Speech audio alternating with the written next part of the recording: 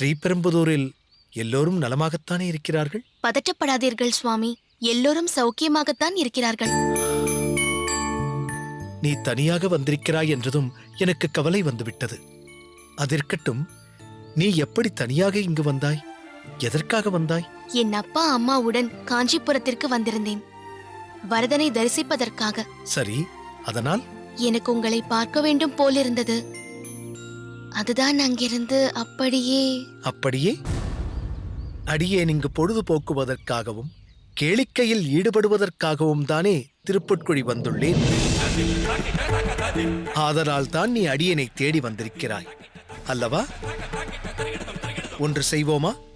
2-3 தினம் இங்கேயே பாடசாலையில் தங்கிவிட்டு செல்கிறாயா? நீங்கள் சொன்னால் அவசியம் தங்குகிறேன். போதும் தஞ்சா, ஏதோ விளையாட்டுக்கு கேட்டால் உடனே தங்குகிறேன் என்கிறாய். உன் மனதில் என்ன எண்ணம் ஓடிக்கொண்டிருக்கிறது? இது பாடசாலை. வேதாந்த சாஸ்திரங்களை பயில வந்துள்ள மாணவன் நான். அகமுடையாளுடன் அளவலாவிக் கொண்டிருக்க இது இடமல்ல. உன்னை தனியாக பார்த்ததும் பலதரப்பட்ட கவலை அடியேன் மனதை சூழ்ந்து கொண்டது. அம்மாவிற்கு ஏதாவது ஆகிவிட்டதோ, இல்லை அப்பா உடல் நலமில்லாமல் இருக்கிறாரோ என்றெல்லாம். நீ என்னடாவென்றால் மிகவும் நிதானமாக ஏதோ காஞ்சிபுரம் வரை வந்தேன், அங்கிருந்து இங்கு வந்தேன் என்கிறாய். எப்படி எப்படி தனியாக வந்தாய்? யார் கொடுத்த தைரியம் இது? உன்னை தனியாக அனுப்ப அம்மாவும் அப்பாவும் எப்படி சம்மதித்தார்கள்? உன்னைத்தான் கேட்கிறேன். நான் இங்கு வந்தது அவர்களுக்கு தெரியாது. என்னது? நான் இங்கு வந்தது அவர்களுக்கு தெரியாது.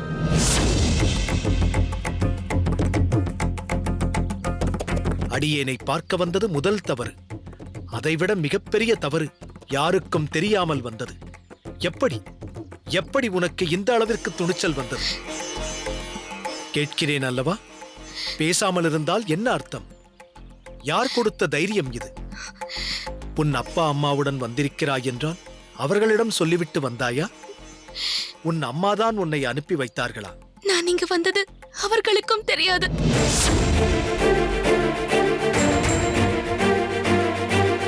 பிறகு எப்படி இந்த எண்ணம் உனக்கு வந்தது? யார் கொடுத்த தைரியம் என்று கேட்கிறேன் அல்லவா? மாமி. எந்த மாமி? பட்டு மாமி.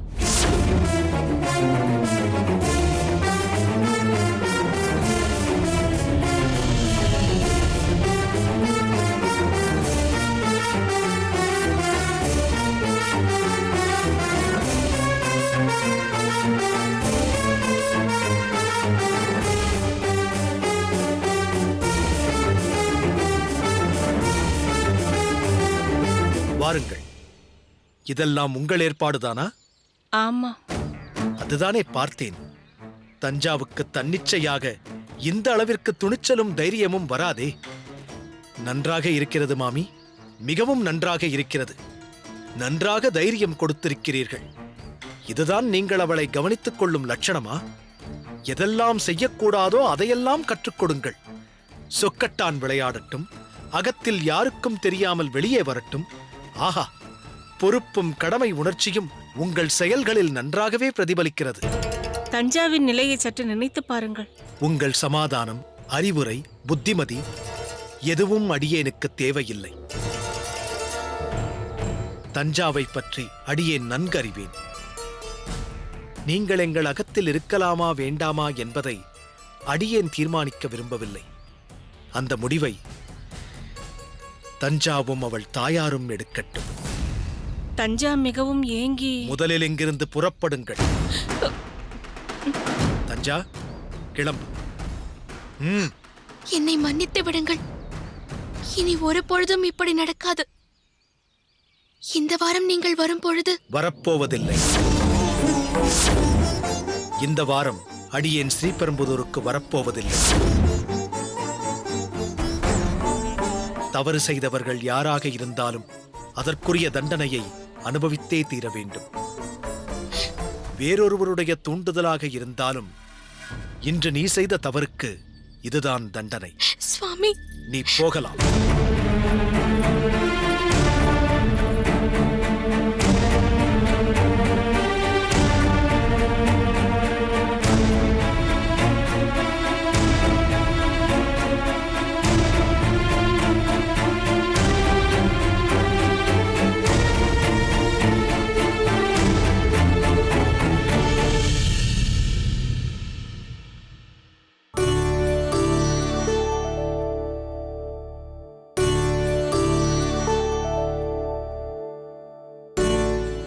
கணக்கு பிள்ளை, எசமா.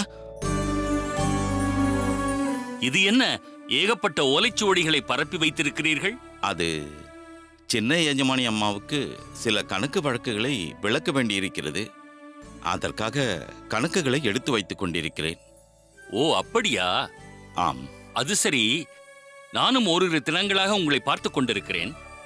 வழக்கம் போல் இல்லாமல் உங்கள் முகம் வாட்டமடைந்துள்ளதே. உடல் நலம் சரியாக இல்லையா? எசமான், உங்களிடமிருந்து எதையும் மறைக்க முடியாது. வாட்டம் கண்டிருப்பது உண்மைதான். ஆனால் அதற்கு காரணம் உடல் இல்லை, மனம். அப்படி என்ன மனக்கவலை உமக்கு? என்னிடம் தாராளமாக பகிர்ந்து கொள்ளலாம். என்னால் முடிந்த உதவியை செய்கிறேன். நீங்கள் கருணாமூர்த்தி, கொடைவள்ளல் என்பது எனக்கு தெரியும். அதனால்தான் கவலைப்படுகிறேன்.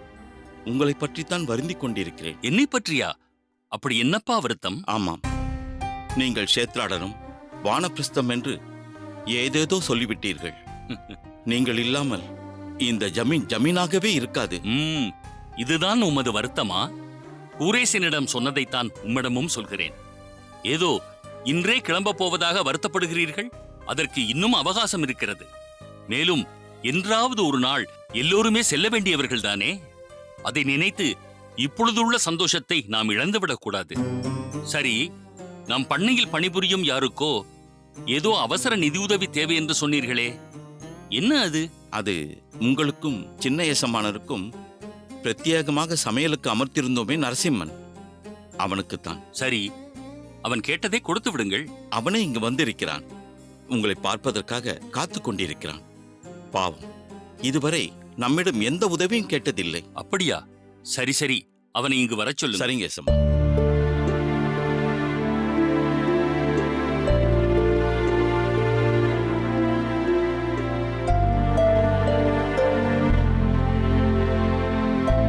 நமஸ்காரம் எசமா. நரசிம்மா, ஏன் காலில் எல்லாம் விழ வேண்டும்?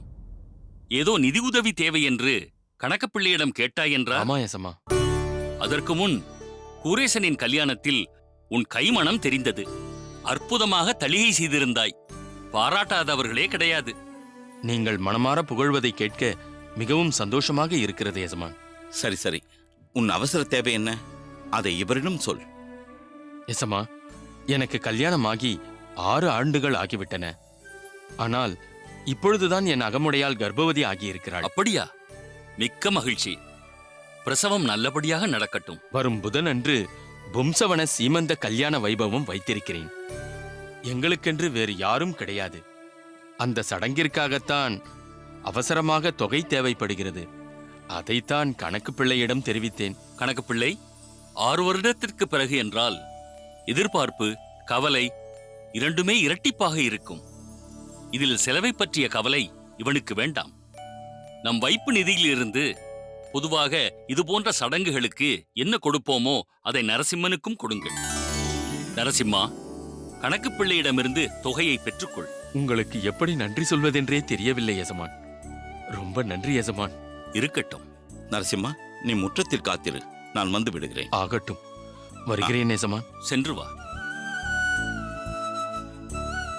கணக்கு பிள்ளை, முதலில் அவனுக்கு கொடுக்க வேண்டியதை கொடுத்து அனுப்புங்கள். சரிங்க எசமா.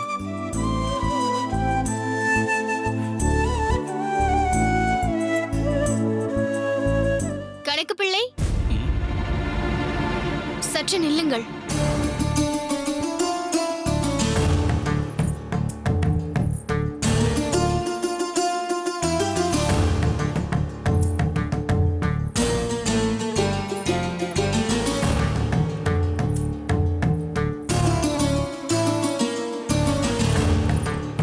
சொல்லுங்கள் சின்ன எஜமானியம்மா. என்ன அது வைப்பு நிதி? பொதுவாக நம் பண்ணையில் வேலை பார்க்கும் யாருக்காவது ஏதாவது அவசர தேவை ஏற்பட்டால் அவர்களுக்கு உதவுவதற்காக ஒரு நிதியை ஏற்படுத்தியிருக்கிறார் பெரிய எசமான். அவ்வப்பொழுது அதிலிருந்து தேவைப்பட்டவர்களுக்கு ஒரு நிதியை கொடுப்பது வழக்கம். அதாவது கடனாக கொடுக்கிறீர்கள் இல்லையா? ஆமாம். அதை திரும்ப பெறுவதற்கு ஏதாவது வழி வைத்திருக்கிறீர்களா? அது கடன் என்ற பாவத்தில் தான் கொடுக்கப்படுகிறது. ஆனால் அதை வசூல் செய்ய வேண்டும் என்ற எண்ணம் சின்ன எஜமானருக்கும் சரி, பெரிய எஜமானருக்கும் சரி, இருவருக்கும் கிடையாது. அதனால் அதை திருப்பி கேட்பதில்லை. அதை திரும்ப பெற வேண்டும் என்ற எண்ணத்திலும் கொடுப்பது கிடையாது. அது எல்லோருக்கும் தெரியும். சரி, அப்படி திரும்ப பெறவில்லை என்றால் எப்படி எல்லோருக்கும் உதவ முடியும்? வைப்பு நிதிக்கு நிதி எங்கிருந்து வரும்? அது வருடா வருடம் பண்ணையில் வரும் லாபத்திலிருந்து ஒரு தொகையை வைப்பு நிதிக்காக ஒதுக்கி விடுவார்கள். இப்படியே எத்தனை காலத்திற்கு தான் செய்ய முடியும்? வைப்பு நிதியை அதிகப்படுத்த வேண்டியது நம் கடமை இல்லையா? நீங்கள் தானே கணக்கு பிள்ளை. நீங்கள் இதை எடுத்து சொல்ல வேண்டாமா? சரி, சின்ன எஜமான் வந்ததும் அவரிடம் இதை தெரிவிக்கிறேன். அவர் வரும் வரை காத்திருக்க தேவையில்லை. நான் கூறுவது போல் செய்யுங்கள். அடுத்த மாதத்திலிருந்து வைப்பு நிதியிலிருந்து உதவி பெற்றவர்கள் ஊதியத்திலிருந்து ஒரு பகுதி பிடிக்கப்படும் என்பதை தெரிவித்து விடுங்கள்.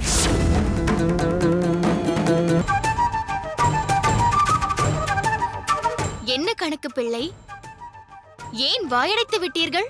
இல்லை, இது நாள் வரை இந்த பண்ணையில் இப்படிப்பட்ட ஒரு சூழ்நிலை ஏற்பட்டதே இல்லை. ஏற்பட்டதில்லை, சரி. ஆனால் ஏதாவது ஒரு காலகட்டத்தில் யாராவது ஒருவர் ஏற்படுத்திதானே ஆக வேண்டும். கடனாக பெறும் தொகையை திரும்ப கொடுக்க வேண்டும் என்ற எண்ணத்தை எல்லோர் மனதிலும் நாம் தான் ஏற்படுத்த வேண்டும். நீங்கள் சொல்வது சரிதான். இருந்தாலும் சின்ன எஜமான் வந்ததும் அவரிடம் ஒரு வார்த்தை. மீண்டும் மீண்டும் சின்ன எஜமான் சின்ன எஜமான் என்று சின்ன பிள்ளையைப் போல் ஏன் சொல்லிக்கொண்டே இருக்கிறீர்கள்? அவர் இங்கிருந்து போவதற்கு முன் பொறுப்பை என்னிடம் தானே ஒப்படைத்து விட்டு சென்றிருக்கிறார். நான் சொல்வதைப் போல செய்யுங்கள். உங்கள் சின்ன எஜமான் வந்ததும் அவரிடம் தெரிவிக்கலாம். இப்பொழுது நான் சொன்னதை உடனே செயல்படுத்துங்கள். சரி. நில்லுங்கள். மற்றொரு விஷயம். சொல்லுங்கள். இதுவரை யார் யார் எவ்வளவு உதவித்தொகை பெற்றிருக்கிறார்கள் என்ற பட்டியல் எனக்கு வேண்டும். நாளைக்குள். என்ன புரிகிறதா? புரிகிறது.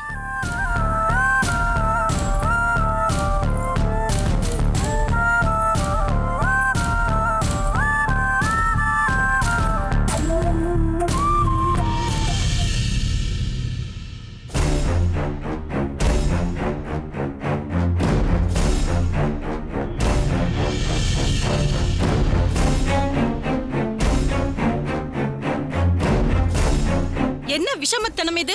யாரிடமும் எதுவும் தெரிவிக்காமல் உன் உறவுக்காரர் யாரையோ பார்க்க போவதாக போய் சொல்லிவிட்டு மாப்பிள்ளையை பார்க்க திருப்புட்குழிக்கு தஞ்சாவை அழைத்துக் கொண்டு போயிருக்கிறாய். உண்மையை சொல்லியிருந்தால் நீ சம்மதித்திருக்க மாட்டாய். பேசாதே, இடையில் பேசாதே. இப்போது தஞ்சாவின் நிலையை பார்த்தாயா? இனி ராமானுஜனின் முகத்தில் அவள் எப்படி விழிப்பாள்? பாடசாலைக்கு சென்று அவரை சந்திக்கலாமா? அறிவு இருக்கிறதா உனக்கு? நான் தஞ்சாவின் நலனை மனதில் கொண்டுதான் அவளை அழைத்துச் சென்றேன். போதும் மாமி, நீங்கள் செய்த நல்லது. சொக்கட்டானில் ஆரம்பித்தது நீங்கள் செய்த நல்லது. அதற்கே அவரை சமாதானப்படுத்துவதற்குள் போதும் போதும் என்று ஆகிவிட்டது. இப்பொழுது நான் செய்த தவறுக்கு தண்டனையாக இந்த வாரம் அங்கு அவர் வரப்போவதே இல்லை. மாமி, உங்களை சொல்லி குற்றமில்லை, என்னை சொல்ல வேண்டும். நீங்கள் அழைத்ததும் அகத்துக்காரரை பார்க்கலாம் என்ற பரவசத்தோடு வந்தேன் பாருங்கள். அது என் தவறு. எனக்கு எங்கு போயிற்று புத்தி? அம்மா, அவர் தெளிவாக சொல்லிவிட்டார். மாமி இனி அந்த அகத்தில் இருப்பதா வேண்டாமா என்பதை நாம் தீர்மானிக்க வேண்டுமாம். அப்படி சொன்னால் அதற்கு என்ன அர்த்தம்? மாமி அங்கு இருப்பதில் அவருக்கு விருப்பமில்லை. இனி உன் பட்டு உன்னோடு இங்கேயே இருக்கட்டும். நான் தயவு செய்து என்னுடன் மாமியை அனுப்பி வைக்காதே. தஞ்சா, நான் சொல்வதை சற்று காது கொடுத்து கேளே. உங்களை பார்ப்பது, உங்களுடன் பேசுவது எதுவும் எனக்கு பிடிக்கவில்லை. தஞ்சா, என்ன கௌசல்யா இப்படி சொல்லிவிட்டு போகிறாள்? பின் என்ன? அவளாவது வாய் வார்த்தையாக சொல்லிவிட்டு செல்கிறாள். நானாக இருந்தால் சொக்கட்டான் விளையாடிய அன்றே உன்னை அகத்தை விட்டு வெளியேற்றி இருப்பேன். உன்னை அங்கு அனுப்பியது எதற்காக? நீ செய்வது என்ன? ராமானுஜனும் தஞ்சாவும் அன்போடும் பாசத்தோடும் அவள் கட்டுப்பாட்டிற்குள் இருக்க வேண்டும் என்று உன்னை அங்கு அனுப்பினால் நீ அவர்களை பிரித்து விடுவாய் போல இருக்கிறதே. பார்த்தாயா பார்த்தாயா, நீயும் புரியாமல் பேசுகிறாயே. முதலில் அவர்களுக்குள் ஒரு அந்யோன்யம் ஏற்பட வேண்டும். அப்படி ஏற்பட்டால்தான் ராமானுஜரால் தஞ்சாவின் வழிக்கு வர முடியும். அந்த அந்யோன்யத்தை ஏற்படுத்துவதற்காகத்தான் நான் பாடுபடுகிறேன். திடீரென்று ராமானுஜரின் முன்பு திருப்பட்குழியில் நின்றால் அவர் ஆச்சரியப்படுவார் என்று எண்ணினேன். மாறாக கோபித்துக் கொண்டு விட்டார். அது என்னவோ தெரியவில்லை. என் போராத வேளை எல்லாமே வேறு விதமாய் முடிகிறது. கௌசல்யா, நீயாவது என் எண்ணத்தை புரிந்து கொள். நீ எதிர்பார்ப்பது நிறைவேற வேண்டும் என்ற எண்ணத்தில்தான் நான் இந்த முயற்சியில் ஈடுபட்டிருக்கிறேன். உன் எண்ணம் எனக்கு புரிகிறது. ஆனால் செயல்படுத்தும் விதம் மிகவும் தவறாக இருக்கிறது. இனியாவது மிகவும் கவனமாக இரு. ஆனால் தஞ்சாதான் நான் அங்கு வரவே கூடாது என்று நிதர்சனமாகவும் நிர்தாட்சண்யமாகவும் சொல்லிவிட்டு போய்விட்டாளே. அது என்னவோ தெரியவில்லை. என்னை பார்த்த கணத்திலிருந்து ராமானுஜருக்கு என்னை பிடிக்கவே இல்லை. அன்றொரு நாள் நான் தளிகை செய்கிறேன் என்றேன். நீ செய்ய வேண்டாம், தஞ்சாவே செய்யட்டும் என்று எல்லோரும் முன்னிலையிலும் முகத்தில் அடித்தாற் போல் சொல்லிவிட்டார். எனக்கு மிகவும் அவமானமாக போய்விட்டது. அதற்கு என்ன செய்வது? அவர் மனதில் ஒரு தப்பான அபிப்பிராயத்தை நீ ஏற்படுத்தி விட்டாய். இனியாவது அவர் கண்ணில் அதிகம் படாமல் பார்த்துக்கொள். தஞ்சாவை நான் சமாதானம் செய்து அனுப்பி வைக்கிறேன். இந்த ஒரு நிகழ்ச்சி நடந்ததாகவே யாரிடமும் காட்டிக்கொள்ளாதே. தஞ்சாவிடமும் ஏதும் நடக்காதது போல் சகஜமாக இரு. அப்படி இருந்தால்தான் நாம் நினைத்ததை நிறைவேற்ற முடியும்.